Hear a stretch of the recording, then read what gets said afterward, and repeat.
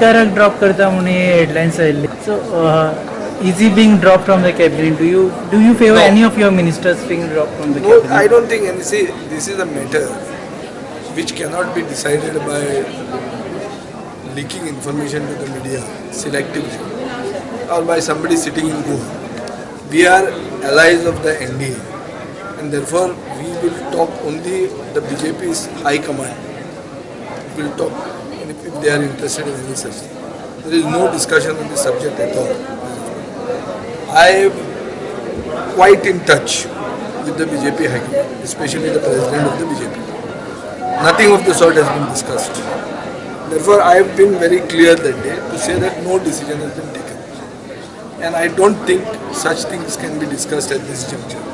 When the assemblies were staring at the biggest session of the assembly within a week. So I don't think these things are discussed. Nobody has discussed with me. And I don't think any likelihood of any changes from my side. But if there is any chance, then you would be There opposing. is no if and in this.